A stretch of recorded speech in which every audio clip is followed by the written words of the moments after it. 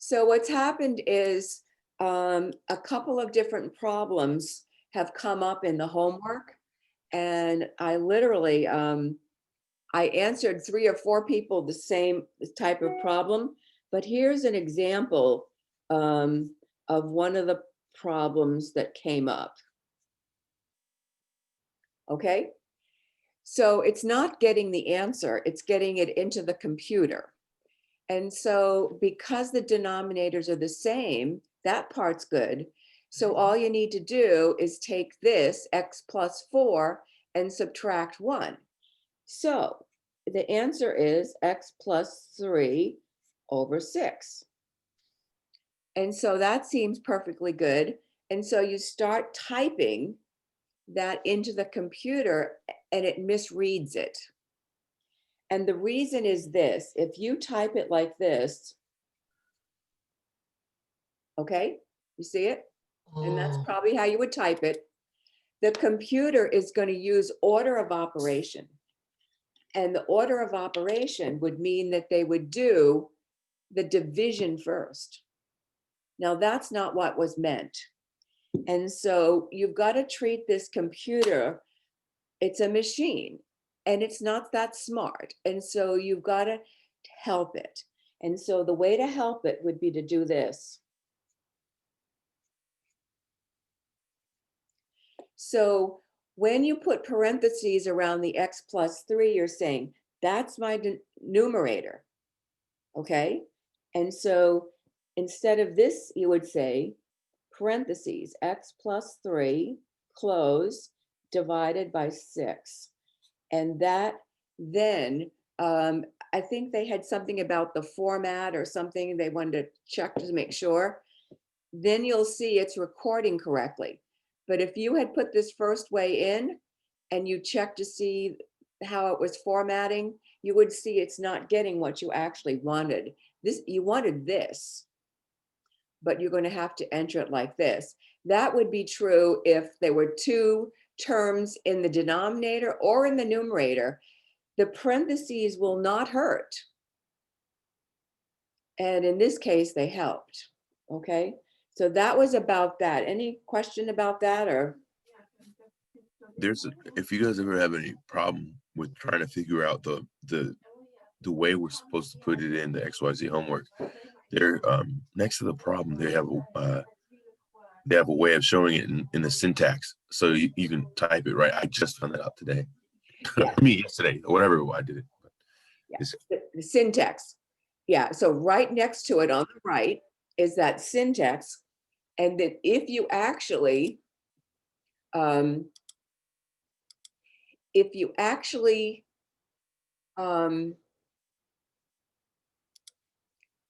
click on it, you will see it's misreading what you wanted. And so the use of parentheses will not hurt. And in this case, it will definitely help. So there's also a little arrow at the end of the answer box. If you click on that, it'll show you like the preset like stuff, so you can put it in the way you put it in the first time. Okay. All righty. That's what you need to do, is check out these different possibilities to get it. But in general, the reason it happened was because order of operation, because you didn't make it very, very clear, because it's a silly little machine, that this is what you wanted for the top, for the numerator. Okay. So that's the issue there. The other thing that came up was this, when the problems became ridiculous, and there was one in the homework. And I'm going to write it vertically, just because I prefer it that way. So these numbers, 119 and 153, are quite high. And I have no idea what the common denominator is going to be. Okay, so you might as well realize I don't know. And so what we need to do, this is a case for using primes. So I'm going to come over to the side and try to look at these 2 numbers. Now, remember the prime numbers, the first batch, 2, 3, 5, 7, 11. Let me move it so you can see it. What I'm going to try to do is prime factor each one of them. 2 doesn't go into this. 3 doesn't go into this. Because when I add it, it adds to 11, which is not a multiple of 3. 5 doesn't go into it. I think maybe 7. 7 into 11 goes once. 4 left over. 7 into 49 goes 7. And 17 is actually a prime number, so I'm going to put a few more down. 13, 17, 19. So this 119, like it or not, is made up of these 2 primes multiplied. I'm going to do 153, and I suspect I'll see a 17. I can't use 2. 1, I can use 3, because 1 and 5 is 6, and 6 and 3 is 9. So 3 will go. So 3 into 15 goes 5, and 3 into 3 goes 1. I can use 3 again because 5 plus 1 is 6. So 3 will divide into this. 3 into 5 is 1. There's 2 left over. That's 21. 3 into 21 is 7. So this stupid number 153 is composed of a 3, and a 17. I knew that was going to happen. And so when you need a common denominator for this kind of thing, you've got a 7 and a 17 for that first number. You've got a 3, and a 17 for the second number.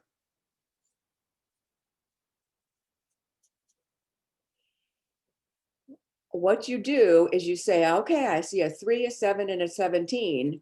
Take the most of any one of the factors. So as far as 3s are concerned, I will need 2 of them. As far as the plain 7, I just need 1 of them because that's the highest amount I have on any. And as far as 17 is concerned, this has 1, this has 1. So I'm going to only need 1. Now, like it or not, this stupid number is the lowest common denominator. So I need to multiply this out and get something. So I'm going to take advantage of what I have already. The 3, and the 17, this one and that one make 153. And I'm showing you why. The 3, and the 17 multiply out to be 153. So why do that again? But then I would still have to multiply this by 7 because this one didn't get included. And so I could have just multiplied them 1 inch by inch, but I was trying to save a little work. So wait, put that there. So this is 21, carrier 2. This is 35 and 2 is 37, carrier 3. 7 times 1 is 7 and 3 is 10. Good grief. That is the guaranteed lowest common denominator. What a wicked problem. In Maine, they use the word wicked. They don't use it around here. Do you know why? It goes back to the Puritans. This is sort of like a history lesson.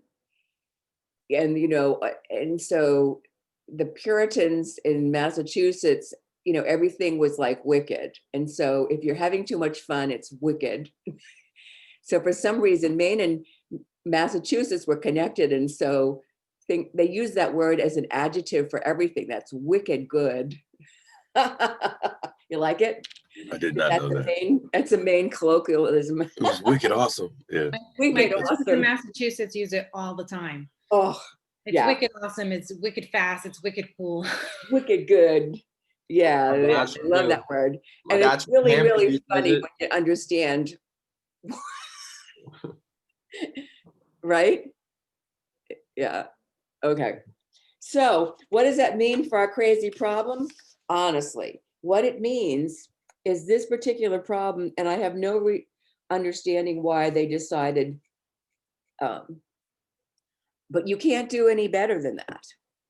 And so 119, we can kind of take advantage of some of this work, and I don't want to waste too much time on this, but 119 was made up of 7 times 17. And so this is 7 times 17. And so what I still need, I already have 7 times 17 in the 119. I need these two factors. I need 9 more. And this is almost a case where I would use a calculator just to finish it, but I would need 9 to multiply to this to get the 1071. And then 153, I'd already figured out was 3, 3, and 17. And so I need a 7. Or you could divide this, and honestly, if you felt like using a calculator here. So once you actually multiply these two and put an answer here, and multiply these two and then subtract, you're going to have something done. That's even worse than the one I found. Yeah. I can find you a better problem if you to demonstrate this, but nevertheless, Thank you. yeah. I'll try to find something that's not quite as bad, because there's a lot of good technique from that particular example, but the truth is they overdid it. So tell me, were there other problems, or are you, besides those two, could you do your work? I had a question on one. It was Go ahead. it was 4/5 plus 4, and the way how I guess Oh. the answer was, it was 24/5, but I was just confused on, like, because I was trying to find it in the book, and I wasn't finding that exact example. Okay. So this is kind of leading into what we're going to do today. This was the problem I was going to start with, but these two problems are connected. This is trying to add mixed numbers. And so the problem of adding 2 and 3 is not a big deal. It's 5. The problem typically is adding the fractions, because if you don't have common denominator, then you've got to do that work that we just did, trying to get the common denominator. But if you think of it like this problem here, this is 4 without a fraction. This is 4/5 without a whole number. And so the 4 from and nothing makes 4. And the 4/5. This is almost like money. You had $1, you had $4, and then you had some change. So now you still have $4 and the change. You like that? I think that's the easiest way to do it. So you're adding whole numbers to whole numbers and fractions to fractions. But the truth was, that was not a big deal. And I think making it harder than that, there's no point. Does that work for you? Whose question was it? That was mine. That wasn't the answer that was supposedly correct. It was supposedly 24/5. Well, for crying out loud. But I guess, It's the like, the same. way how it was written kind of confused me. This is the same answer. Okay. And so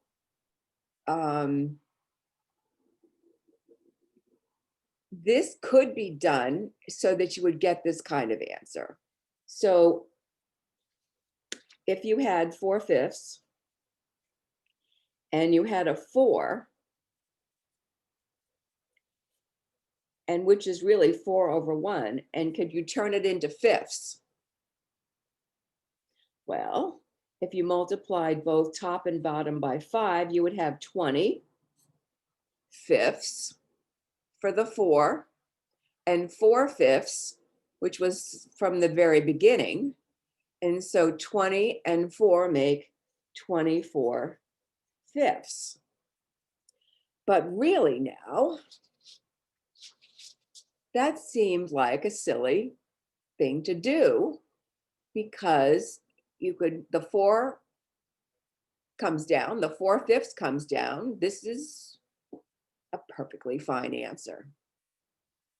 So this is a little bit of a problem, but of course we have to be able to go back and forth between these two.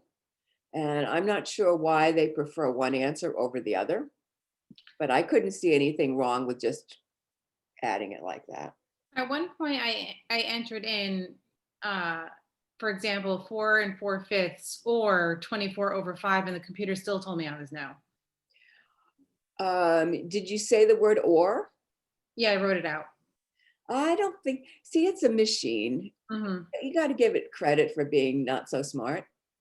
And so I think you had to try one. If it didn't like it, try Okay. the other, but not say or, because Okay. that's so confusing for a machine. Okay. Yeah. So here's what, this was the start of this particular 2.3, 3.3 rather. When you have your whole numbers and your fractions, these are both mixed fractions. This part is the easy part. This is going to be the hard part, but we got lucky this first time because the denominators matched. So this is going to be in fifths, and this is 1 and 3 makes 4 fifths. But then don't forget to do this part. So 2 and 3 make 5. And so I would say that would be a very, very good answer. Now, let's say, let me find a different one.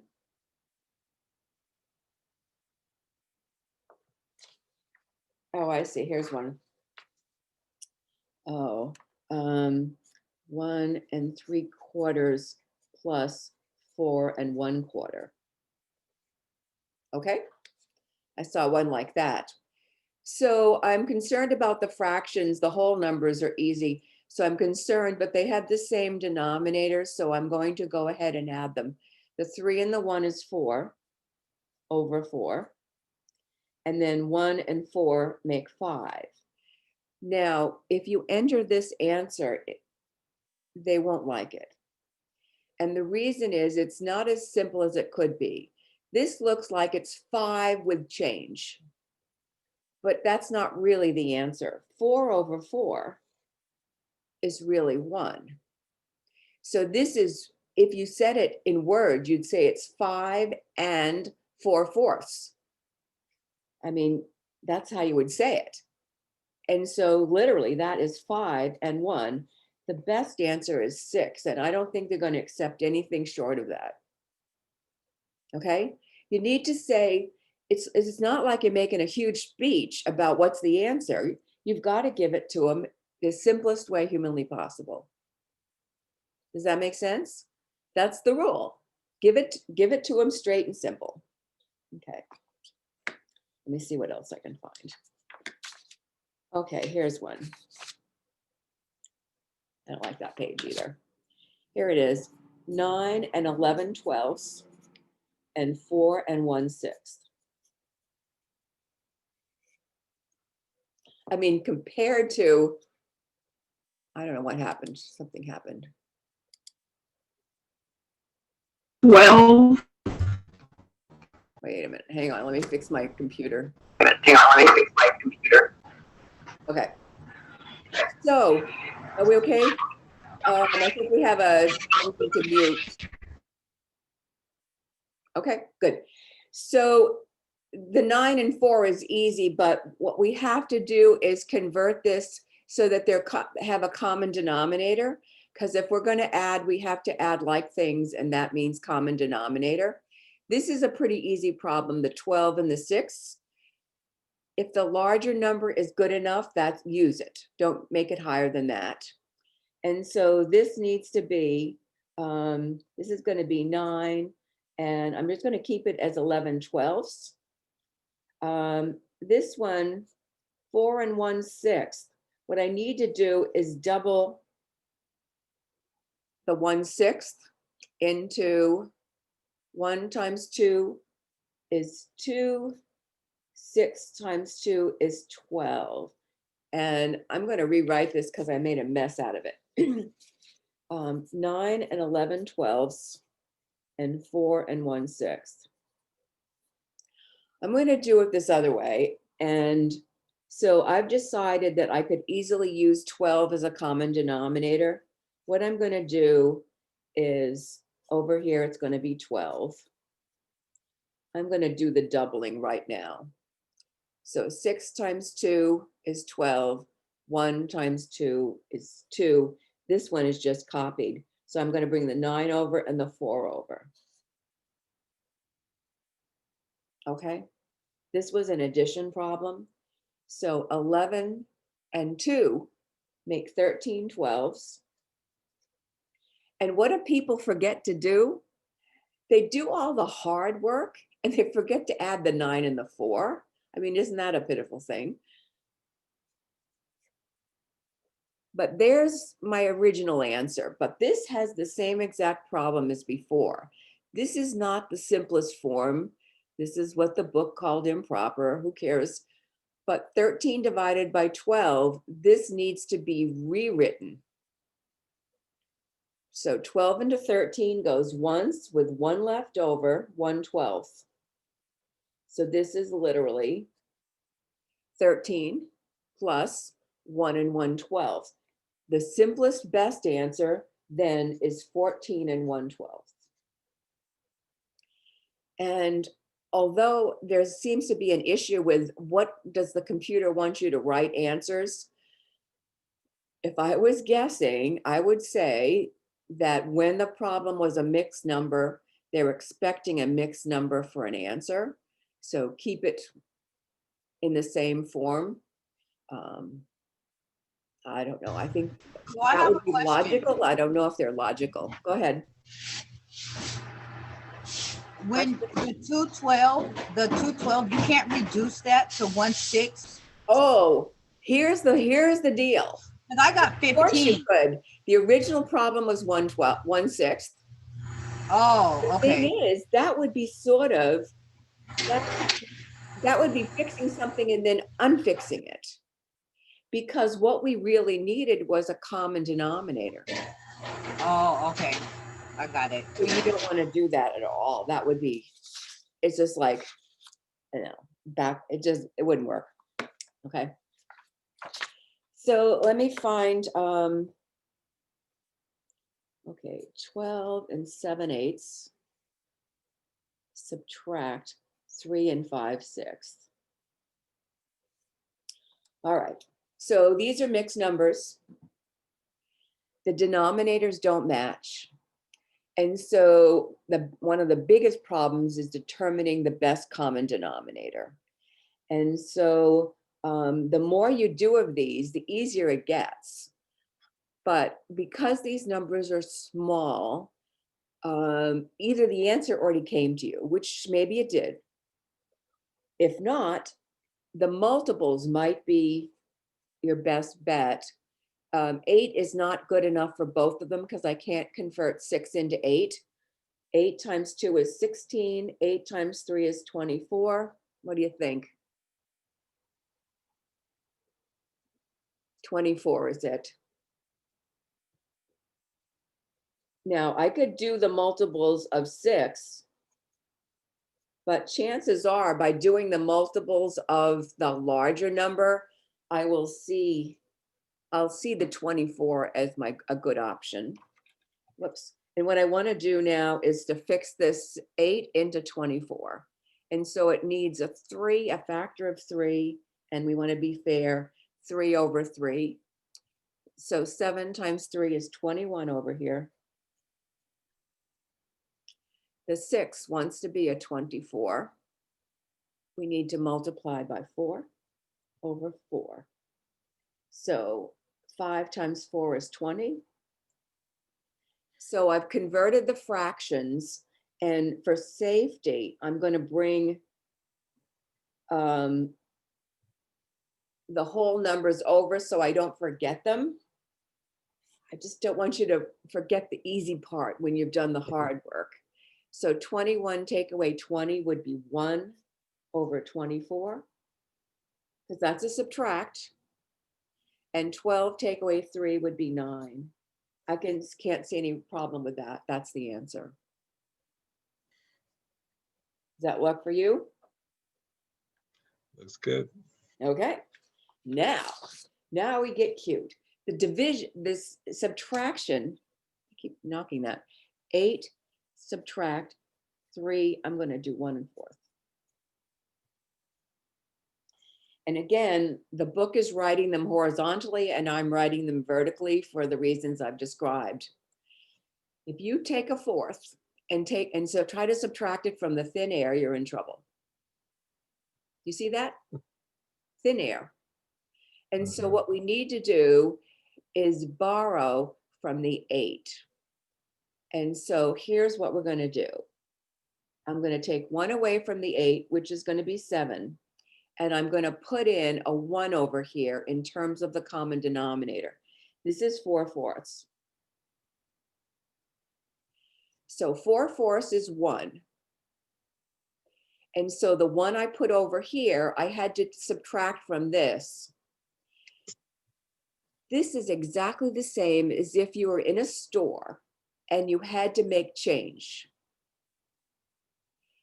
And so you had $8 and you needed to subtract $3.25. You would take one of the dollars and turn it into quarters so that you could make change. Does that make sense? And so this is what you do. So the 1 becomes 4/4. You now can do the subtraction. 4/4 take away 1/4 is 3/4. But you had to borrow here, so I made it clear that I'm down to 7.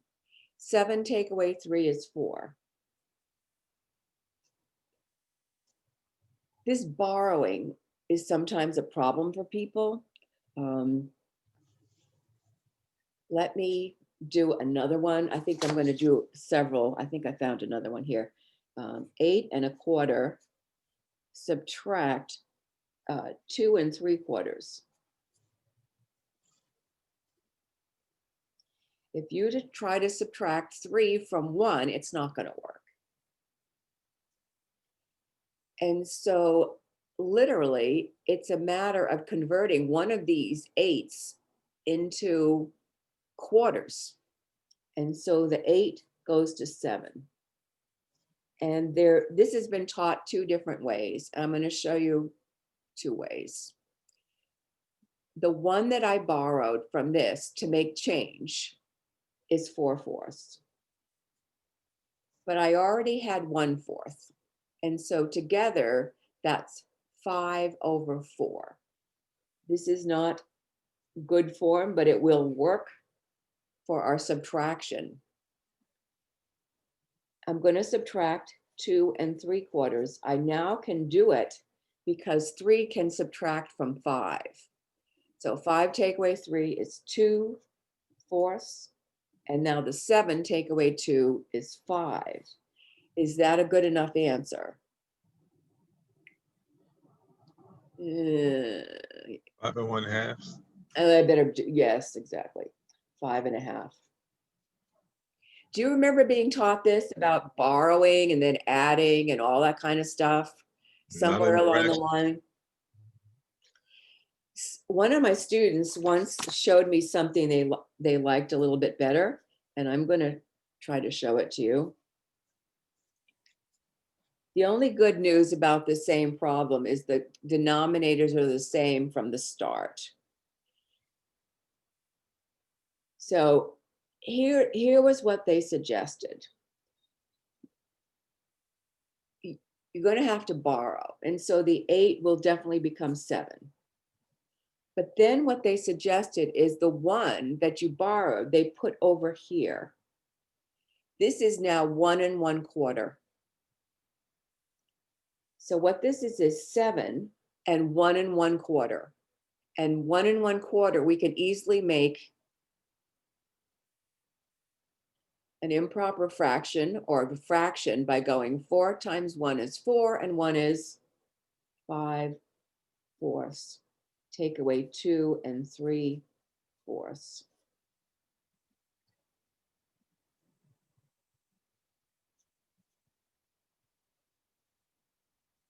It was a cute little deal, but I kind of liked it. The more I thought about it, I borrowed one from the 8, made it 7, but I put it over here with the fraction, and then I made this an improper fraction there. Let me do a different one, just so I have a that, question. yeah. How, this is where I get lost. How do you know when to multiply? You know what I mean? You're doing a subtraction. Oh, well, this is,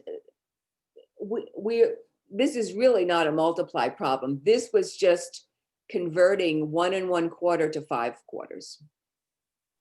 This is in place of adding the 1/4 to 4/4. And so one of these methods might appeal more than the other. And if this works for you and you learned it this way, there's no problem, just continue. But this was a slightly different way to do it when this didn't make sense. So we're not really multiplying, we're just converting. And so if that's the case, maybe this is the way you were learning it. And so this would be better. So stick with what you like, okay? But I have noticed sometimes people have trouble with that. Let's see if I can find a different one.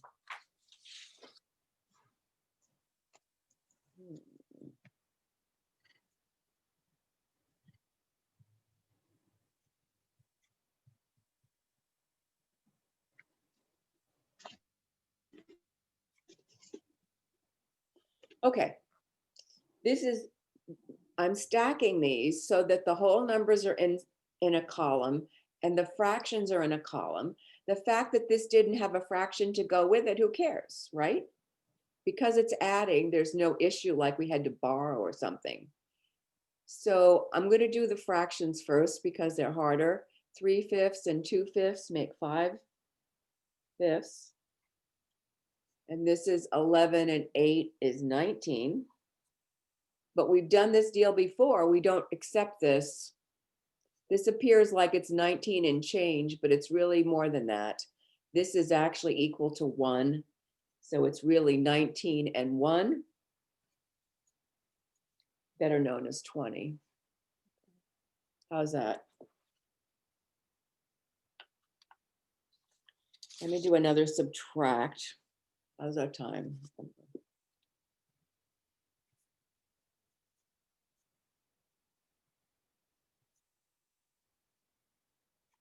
I think this is going to need a borrow. I think we're going to have to borrow. Okay, number 1, it's subtract. Number 2, the denominators don't match. We have to make them match before we do anything else. The 7 and the 3, I think it's fairly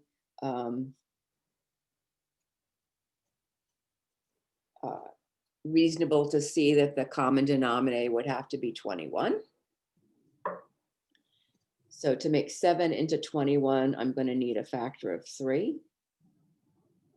So 7 times 3, 21. 4 times 3 is 12. To make the 3 into 21, I'm going to need a 7. And 2 times 7 is 14. Oh, yeah. So I'm going to bring that 9 over, and I'm going to bring that 7 over. So this turns out to be the problem, at least with a common denominator. So I'm just going to slide this little thing over here so I don't even have to worry about what preceded it. When I try to take 14 from 12, it doesn't fly. Okay, this is a borrow problem. So the 9 has got to go to 8. And one way or the other, I've got to add 21, 20, first to this. That's the one approach. So this would end up being, when I clean it up, this would be 8, 12, and 21 is 33 over 21.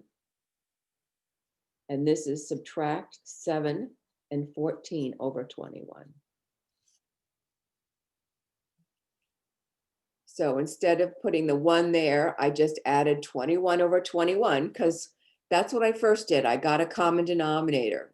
You're not going to do any work until you get that squared away. And then we saw, oh my gosh, we have to borrow. And so I took 1 away from the 9 to make it 8. And I've added 21 over 21. This is 33 over 21. This will now subtract 33, take away 14. Yeah, it seems like 19 to me. I don't know. Seems like 19 to you? Yeah, why not? And 8 take away 7 is 1. So this 19 over 21 is not going anywhere, is it?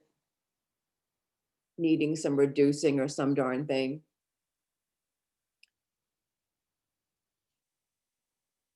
Now I'm going to give you my speech. This has to do with metrics. Are you ready for it? This is a little, I'm going to rant. Ready for it? Okay. If this country had switched to metrics like every other country in the whole world, we wouldn't be playing this game. Because fractions come from the system that we use where everything is divided into, like, a foot is 1/12, 12 inches, a yard is 36, 1 over 36, and all that. So the need for fractions comes from the country's inability, oh boy, to switch to metrics like they should have done. And so when was metrics invented? Does anybody know? Metrics, the metric system. It was developed in the late 1700s during the French Revolution because everybody was working with, people were creating their own measurements when they would do business to make an advantage to themselves. And so they said, the country said, well, let's make a standard way to do things. And so they developed the metric system in the late 1700s. You ready for this? Now, did this country try to convert to metrics over the years? That this is hundreds of years we're talking about. And I always like the question of which president in this country decided we should switch to metrics? And how long ago was it? And what happened? Does anybody know? I don't even know if this is true, but I read it somewhere and I love the story. And then I'll stop ranting. Abraham Lincoln was convinced, he was a very smart man, he was convinced that the country should switch to metrics. This is 1860, by the way. Guess what? He got assassinated and it never happened. Can you believe that? And that's why we're doing fractions today. This is your history lesson. It's a pitiful thing, really, isn't it? It's a, Yeah. I think it's Why pitiful. have they never changed it though? That's what I can't Because figure out. people think it's a communist plot or some Oh, stupid thing like that. Jesus. Or it's going to be, but the truth was, after they developed factories and had all their tool systems in inches and feet and pounds and everything, they didn't want to redo all the factories. So it became an economic problem, whereas in the 1860s, it would have been a piece of cake. It would have been so easy to do it. Every country in the world, there might be one country left, but I don't think there is, has switched over because it's all decimals, not fractions. Oh dear, sorry about the rant. Did you like the rant? Yes. And I like the fact that it was Abraham Lincoln. I really think, see, there was a person that was smart, that could see the big picture instead of the little picture. But hospitals went to metric system. They were the first because they realized medicines, it was too dangerous. to do fractions when they could do decimals. So they were smart. What can I say? All right, so that was that.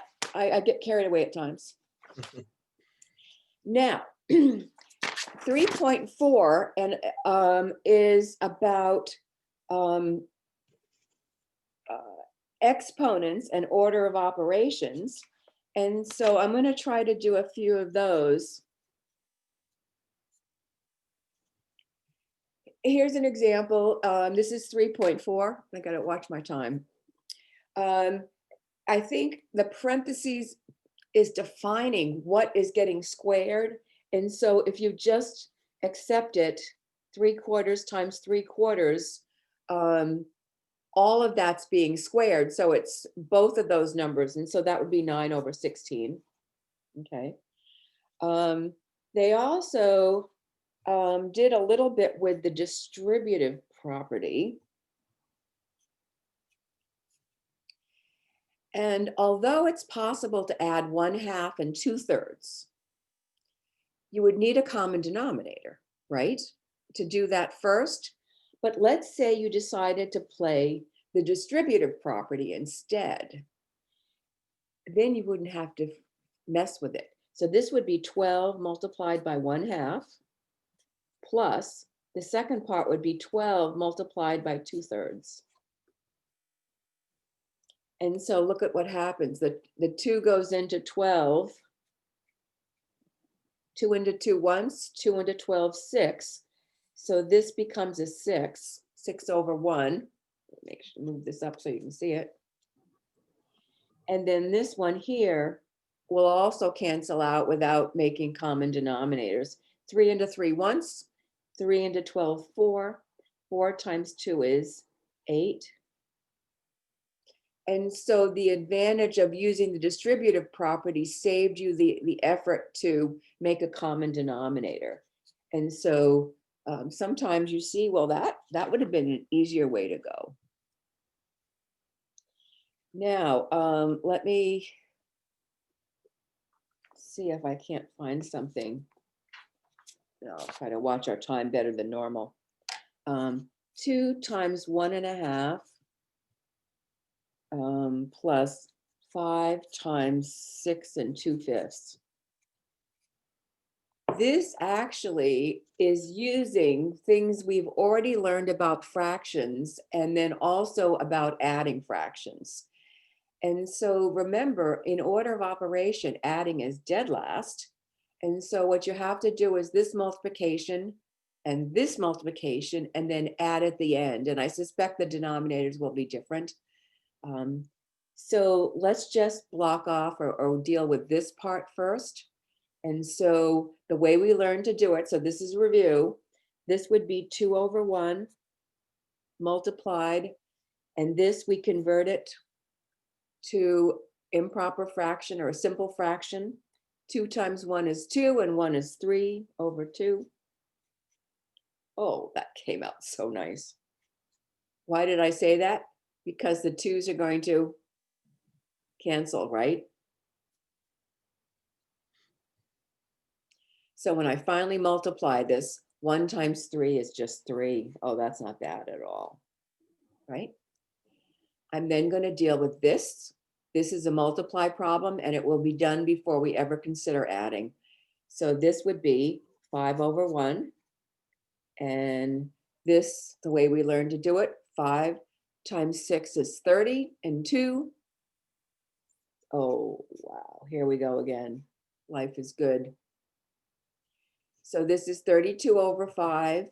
The 5s, you want to do that right now. And 1 times 32 is 32. So now the adding is last. Okay, so this could have had fractions, but it didn't. This wasn't such a bad problem. That would have been 35. Is that okay? So there are definitely some problems here where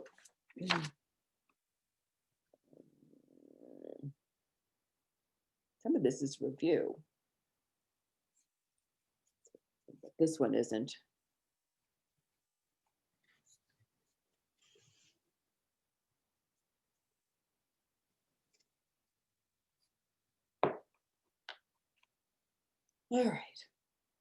So we're now in a position to have to add, subtract, multiply, or divide fractions, like it or not. And so in this particular case, it's order of operations that will prevail. Typically adding would be last, but because it's in parentheses, it's now first. So what I suggest you do maybe is do this particular problem and then bring the answer in nice and clean. I'm going to do it on the side here. 3/5 and 1/10 is not too bad. So I'm going to just simplify this down to a single fraction. Can you see the common denominator? 10. 10 is good, perfectly good. This one's copied, 1/10. This one needs to be doubled. So 5 times 2 is 10, 3 times 2 is 6. And now I can add that very nicely. 6 and 1 is 7/10. So this whole thing becomes 7/10. And it's typically what I do is do the work on the side and then bring it in clean so that I don't have such a mess that I can't see what's going on. I'm now going to do the 1/2 and 3/4, and it's again not too bad. The common denominator.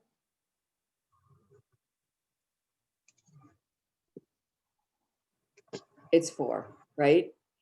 If the larger one is good, use it.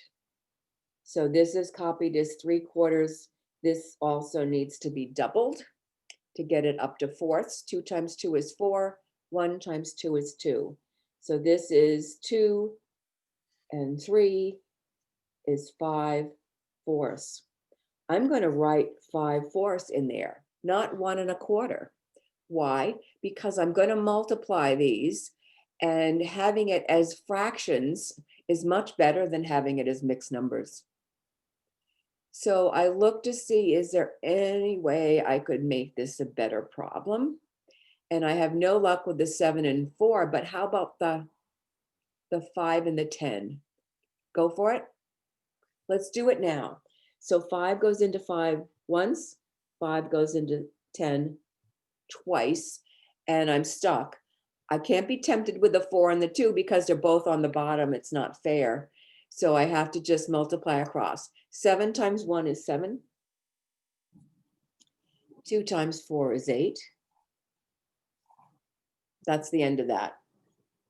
Okay, so I wanted to show you that I'm doing the work somewhere off. I put it below the problem so that I could keep this where I can see what's going on.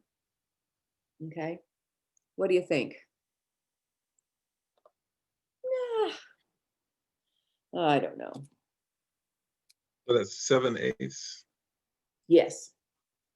You want to do something with that? No, just that there's the number is obscured by the Oh, screen. Yeah, there we go. okay. Yeah. So what I did the little work down here, I put it there. I probably would have done it on the side if I had regular paper, but I'm trying to make sure you can see it. But notice I kept the 5/4. Yes. Because remember, I would have, if I made it 1 1/4, I'd have to bring it back to 5/4 anyway. Mm-hmm. So I just kept it 5/4. This is really a good way to write the answer, but you know, sometimes they don't want it that way. What do you think? That's good. Okay, so I'm going to stop. Let me stop this. I've had enough.